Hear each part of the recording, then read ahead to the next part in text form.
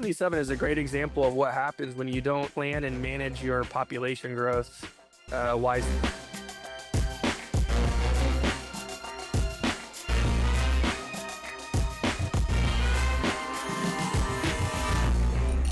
Welcome back to On the Record here on Queen City News Plus. I'm Chief Political Correspondent Andy Weber.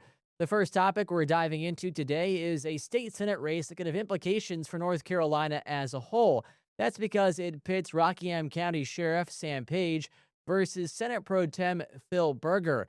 So far, Page leads Berger by about 24 votes. In response, Berger, who wishes to keep his seat as well as his leadership position at the General Assembly, has filed multiple challenges over several ballots, as well as requested multiple ballot recounts. So we spoke with Dr. Chris Cooper about what this could mean for the state as a whole and the possible recourse that Berger has left to keep his seat and not lose to Page after the result currently shows him with a 24 vote disparity.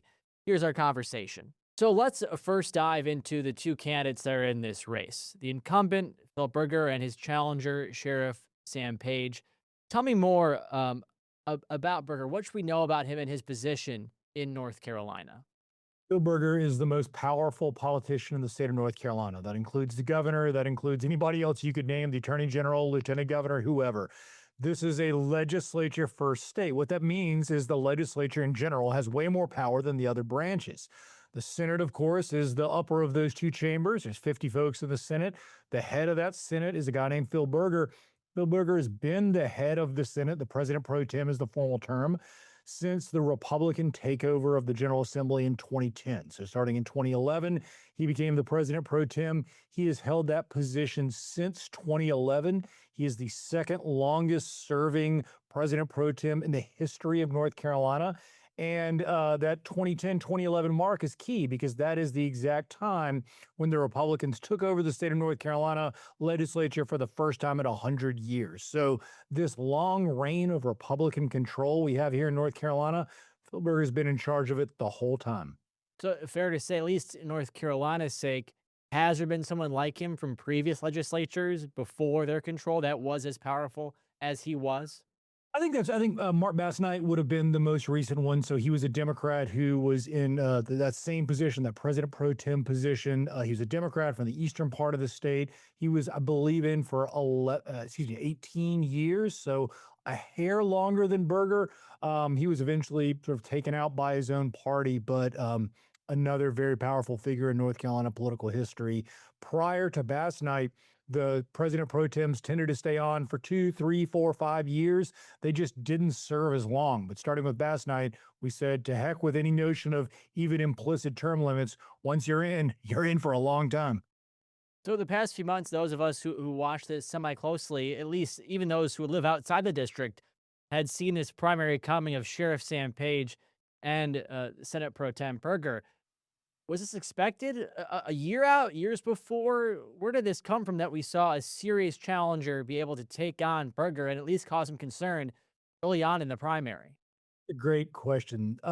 Look, this is a small place. This is Rockingham County and part of Guilford County. Both Berger and Page are both from Rockingham County. These two guys, I think it's fair to say, don't like each other, and they really never have liked each other. And there were rumblings that Sam Page was going to run last cycle against Phil Berger. Phil Berger and Sam Page evidently had a meeting where we don't know what was said, but at the end of that meeting, Sam Page said, okay, fine, I'm going to run for lieutenant governor instead. Sam Page then lost that lieutenant governor's race, but everybody kind of thought, well, maybe he's going to try it again against Berger, and lo and behold, he has. So in some ways, it's been brewing for a while, but the reality of it, I think, has still surprised everybody who watches this stuff professionally, including myself. Berger got the endorsement of the President Donald Trump. How often do we see him weigh in on state legislative races? A great question. About 10 times this year is the sort of brief answer to that. So it's unusual, but not unprecedented is the best way to think about it. What's even more unusual, though, is that endorsement didn't seem to mean anything, right? So Phil Berger probably lost. We can certainly talk about why I'm saying probably, but looks like 23 votes are separating them now, despite the fact that Phil Berger had that key, we thought, endorsement from President Trump. Is there anything to glean from the fact that his endorsement didn't work? Some say it's, because Democrats will win more in the midterms, Or is it more because this race was just more closely watched and a tighter margin in Rockingham County?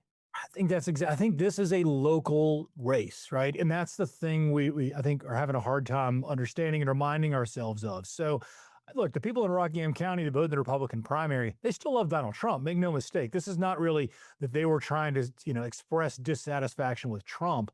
I think this is a small place, and it was a way to say, "Hey, look, we know those two guys, right? We know Sam Page, we know Phil Berger.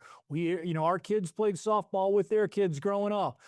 We see him at church, we see him at the coffee shop. So it's a lot harder for an endorsement to work when voters already have a picture in their brain of who these people are, right? So President Trump's endorsement is going to work better in a bigger race where there's a few more sort of degrees of separation between the individual voter and the candidate who's being endorsed. You mentioned that current gap, 23 votes. We had the result, 23 votes in. He does have a few options before him, Pro Tem Berger, that is. What are they? What can he do to challenge the result in this race? Yeah, it's a great question. So it seems like what's going to happen is a machine recount. So in other words, they're going to go through and sort of feed the ballots back through the machines. And the vast majority of the time, these change almost nothing. We're talking one vote, two votes, those kinds of things. So assuming we come out of the machine recount with, frankly, about the same answer, then we're just going to have to see whether Phil Berger is successful in trying to get a hand-to-eye recount, which is something that he said he wanted earlier today, and the State Board of Elections did not give him. He cited 4 specific examples of kind of reasons that he wanted this hand-eye recount: overvotes and undervotes, and somebody he claimed switched parties too late, and some other folks who at least claimed that they didn't actually see Senate District 26 on their ballot, which is sort of hard to imagine given the way these processes work, but that's the claim. And the State Board of Elections said essentially, "Look, we're not really interested in hearing any of these right now." I would expect that they will likely come back around. And there's always a question about lawsuits. We don't know what that would look like, right? No lawsuit's been filed. We need to be very clear about that. But there are accounts set up to help with those lawsuits already, and money has already been deposited in them. So we'll just have to see whether Phil Berger is willing to take that next step and exactly what that challenge might look like. Yeah, you mentioned legal challenges. You mentioned the money. These things cannot be cheap. Where is this money coming from? It's coming from a whole lot of places, right? So we're looking at least the race itself was probably about $10 million spent on behalf of Phil Berger. Phil Berger makes a little bit more because he's in leadership, but the Sam Page, if he's elected, will make $13,951 a year. So let's sort of think about that. 10 million bucks to make 13,951. It's a pretty bad value proposition in that way. Why are people investing in it? Because they have a vested interest in the outcome. Again, Phil Berger, the most powerful guy in the state. So if you're somebody or a corporation or a PAC or a group of people who believes the state is moving in the right direction and things are going pretty well for you under Phil Berger's reign, you're going to try to sink some money into that continuing. And we saw it come from a variety of sources. A lot of the big employers and sort of big money donors in the state of North Carolina came in. Looks like Sam Page got some donations too, more than you'd expect, certainly, but not the size of donations that Phil Berger did. At what point does this move to who's going to replace him? Because obviously it won't be, I can't imagine it'd be Sheriff Page. It'd be someone else who's been there long in the legislature. How long until we see that process begin, or does this have to fully play out before we can move forward with changes at the General Assembly? I think it's happening right now behind the scenes, right? I think this is very much the conversation that's happening over text messages, over emails to some degree, over phone conversations and in person. I think there's a lot of jockeying for position just in case Phil Berger does not come back. I expect to see that process become more public. Obviously, if and when Phil Berger finally throws in the towel and says, "Hey, I'm done," that's when you're going to see folks publicly make statements saying, "I would like to be the next president pro tem." One thing we should remember, every member of the North Carolina State Senate gets a vote on the president pro tem. That's all 50, right? Whether you're one of the 30 Republicans or one of the 20 Democrats, you get that vote. So if the Republicans are not united, for the sake of argument, and there's 3 or 4 names being bandied about, let's say those 3 or 4 names all move forward, the Democrats could actually be in a pretty interesting position to get the candidate that they want. Not a Democrat, let's not be crazy here, but the Republican they would like the most if they are able to be united in that front. We'll see if it works. So back to the constituents here. If Berger is confirmed to have lost this seat, they do lose the most powerful person as a representative in the state senate, and they have a senator who now seems to be not. I don't want to go as far as at odds, but not fully welcomed by, I imagine, his GOP counterparts who were loyal to Phil Berger. Do they lose representation in a way by losing Berger, having that position there in the state senate? I think so, and I think that was essentially Berger's closing argument in this race was, "Hey, reelect me." You know, he said it better than this, but essentially, I'm the most powerful guy in the state. Why wouldn't you want me as your senator? And I think the voters entered into this for whatever set of reasons with eyes wide open. I think they knew exactly what they were going to get if they elected Sam Page, and we'll see how it plays out. And lastly, yeah, because we're in the Charlotte area, often Raleigh is an afterthought for many folks who live here. It's not as focused on as it is in other parts of the state, especially in the Raleigh area. So, kind of drive home, why should folks look into this? Why should they care? How will it affect their lives going forward? Should we expect different types of legislation if there is a change in leadership in Raleigh? I think we'll get some different kinds of legislation, right? But look, it's going to be a Republican in charge, probably a conservative Republican. So I don't think we're going to see radically different legislation or radically different direction for the state. I think what's going to change is who has the access to power, right? So Phil Berger, again, been in charge since 2011. There's a whole network of people who have access to power because of their relationship to Phil Berger. I don't mean that as a compliment or an insult, just a fact of life, right? The same thing was true when there were Democrats in charge. And so, who has keys to the castle? Who's able to get in? Who's able to have access? I think those are the kinds of things that are going to change. And if you're a Charlotte resident or like me, way out in Jackson County, about 5 hours away from the state capitol, this stuff still really matters. It matters in really critical ways. Again, not for headline legislation like, abortion rights or anything like that, but when it comes to business issues, when it comes to who has access to power and how they are spending that access, this is really where the rubber meets the road. I can think of no more critical race to watch in the state of North Carolina this year. And yes, I'm including the United States Senate race that's going to come up in November. All right, Dr. Chris Cooper at Western Carolina University. We'll leave it there. Thanks so much for joining us. Thanks for having me. Welcome back to On the Record. Our next focus is the I-77 widening project here in Charlotte. Currently, it's caused lots of controversy among neighbors who say it will damage their neighborhood as well as negatively impact their home values. The goal here is to solve traffic gridlock. So we spoke with Sustain Charlotte and their leader, Shannon Binns, who he himself and the organization is opposed to widening the road. He says there are other ways to solve the traffic we're seeing in that part of the city. Here's what he had to say.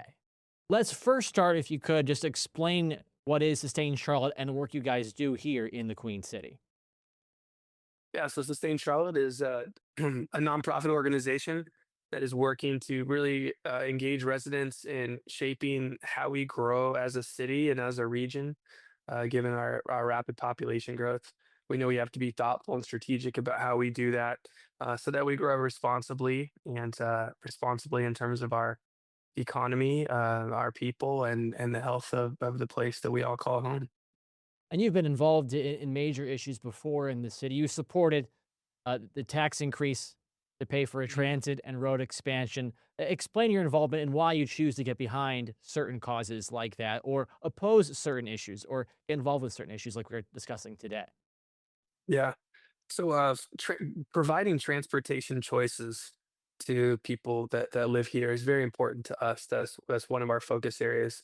And so, with the sales tax for transportation, having done this work, for about 17 years, we know that this is an area where we need more transportation choices badly. Um, Not having transportation choices is what leads to gridlock.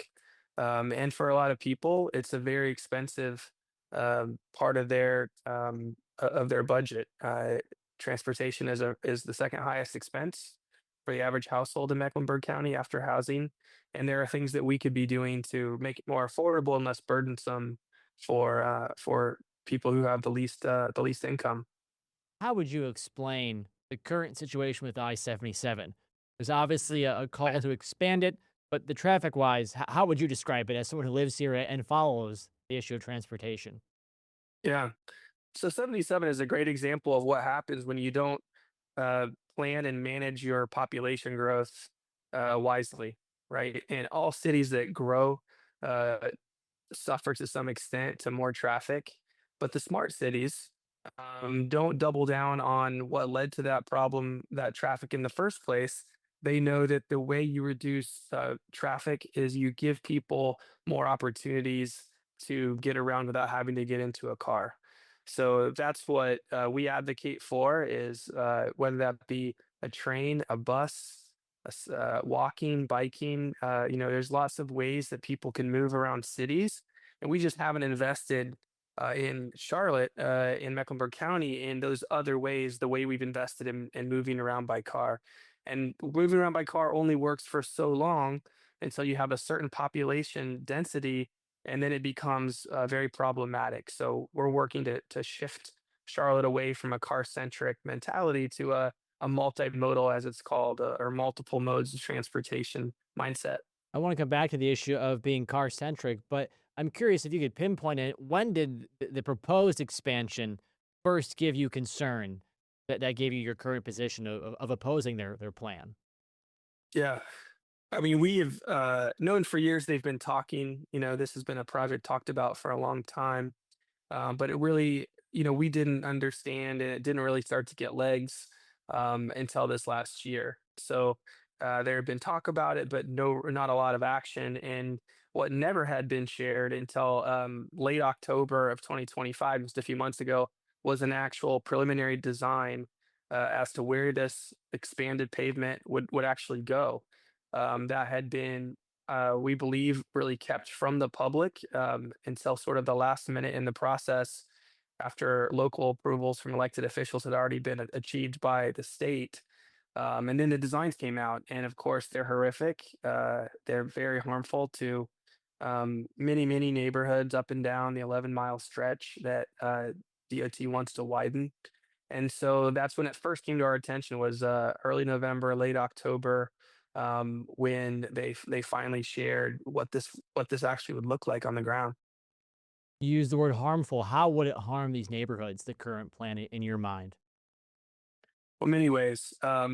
One, there would be increased air pollution, right? We already know Mecklenburg County data already shows that the most harmful and dangerous air pollutants are more highly concentrated along our interstates and major roadways like 77. So those living closest to it, of course, are breathing in the worst pollutants that the cars and trucks using these roads are generating in large quantities.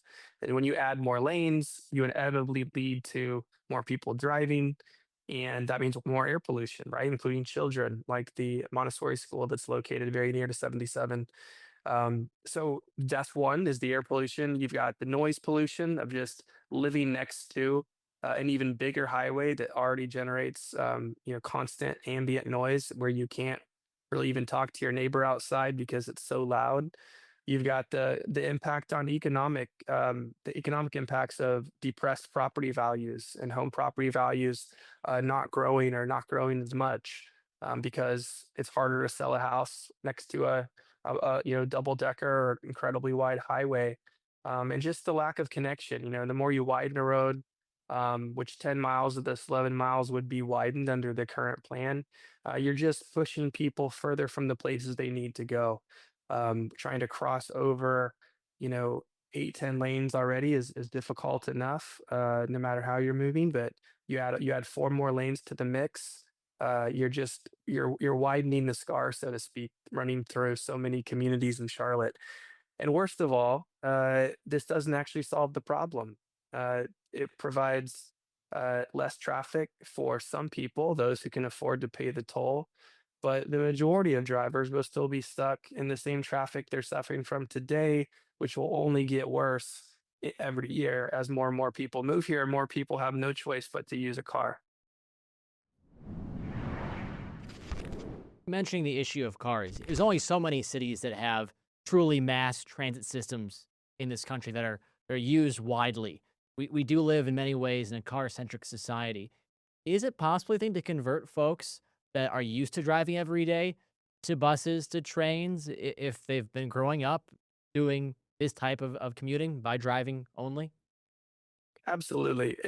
Anywhere where you have made it safe for people to walk or bike or ride the bus or use transit, where you've made it safer and more convenient, at least as convenient, but more convenient than driving, people do that, right? We do what's convenient. If it's safe and convenient, and reliable, we do it, right? And the problem is in this country, most cities, especially Sunbelt cities like Charlotte, just have not invested in the infrastructure to make those other modes attractive.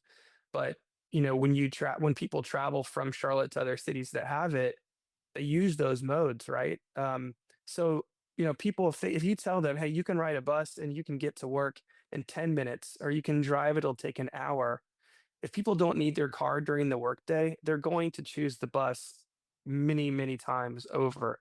And so we're not trying to convert everyone to not driving. There are times you need to use your car, but we know there's also a large percent of people who, if they could get to work even faster and not have to do the driving, they would choose that. They don't have that option right now. I-77 traffic is bad and it's getting worse. I think we've Mhm. discussed, an express bus, a rapid bus before as a possible solution or alternative to widening the highway. What is, you think, the easiest way to solve the traffic problem on that highway? The easiest way to reduce traffic the fastest is to repurpose one of the existing lanes to turn it into a high occupancy vehicle lane, right? Or HOV lane, meaning that you have to have three or more people in your car, or you have to be riding a bus, right? Um, when you do that, now you've essentially turned an existing lane into having the benefits of the toll lane, except that uh, you don't have to pay a high toll to use it, right? And you're actually taking cars off the road because a single bus, right, that can hold 50, 60 people takes up the same amount of space on that road as one or two cars or a single, tractor trailer. So you are moving people much more efficiently if they use a bus. And we already have the infrastructure to move buses. We just haven't dedicated any of the lanes we have to HOV vehicles, to high occupancy vehicles. We could do that. We could do that in really probably less than a month if we wanted to. We think we should at least be experimenting with that, right? We don't have to spend before we spend $4.3 billion adding more pavement. We should think about how do we use the pavement we already have more efficiently. What comes to me is I think, especially if you want to have converts to public transit, is not to have an initial bad experience. I've had a few times Mhm. where, because the headways are so wide, 20 minutes apart for a light rail, but if one gets missed, it could be half hour, 40-minute delay. And I can see folks, if it's their first Yes. time, going, "Oh, not again. I can't risk Right. that again." You're, How you're absolutely right. how do you minimize the risk of late or missed buses that could turn away a convert from sticking with a bus? You have to increase the frequency. So you have to shorten those headways, right? If we do the vision we have, if you have an express bus on a road like 77, you should have headways that are no more than 10, 15 minutes apart during rush hour. So that when that happens, someone shows up a little late or the bus shows up a little late, either party shows up late, they know it's okay. There's going to be another bus coming along in 10 or 15 minutes, right? Ideally, again, at rush hour, it all depends on how many people there are, but you really want to have that short headway to ensure that reliability. So the good news is that we know what makes a transit system work, right? We know what the ingredients are. It's fairly simple. I mentioned some of them already. It has to come frequently. The travel time has to be reliable. Has to be at least as fast, if not faster, than driving. It has to be safe. Cities that make sure their transit systems meet those requirements attract people to ride. But we have to make it attractive, right? It's not People aren't going to just do it if they have a choice to drive, and driving's actually faster. So yes, it has to be as reliable, as fast, as safe as driving, or better yet, better than driving. And when that's done, and this is proven all over the world, when that's the better option, people will choose the better option, but they're not going to choose something that makes their life more difficult. And lastly, this will air after the event you're hosting tonight, but you're hosting this neighborhood tour that focuses on the impact of I-77 widening. Tell me more about why you wanted to put that on and what the goal is there for this event. Yeah, well, we were already planning this year to do a series of events that we call Discover Charlotte, introduce Charlotteans to parts of their city that they may have never been to. So highlighting different neighborhoods. And we thought it made sense to start with a neighborhood that will be impacted and harmed if this project goes forward. McCrory Heights is one of those neighborhoods that's already suffering the consequences and the damage of the road being built through their neighborhood in the 1960s, and would stand to lose a lot if this road is built. But it's also a neighborhood with a very rich history in Charlotte. It's been a neighborhood in Charlotte for a long time, and it is a rich history of Black leaders and civil rights leaders that have lived in McCrory Heights. So it's a storied history, and we want to make sure we can do what we can to make sure more people know what a rich neighborhood this is, and get to know the people in it who would be harmed by a project like this. All right, we'll leave it there. Shannon Binns with Sustain Charlotte. I appreciate you joining us.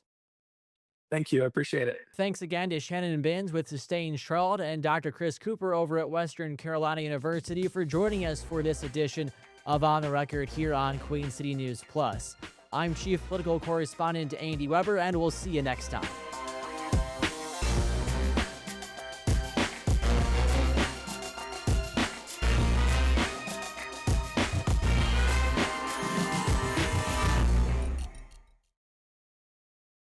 Queen City News Plus. Just search Queen City News on your smart TV's app store.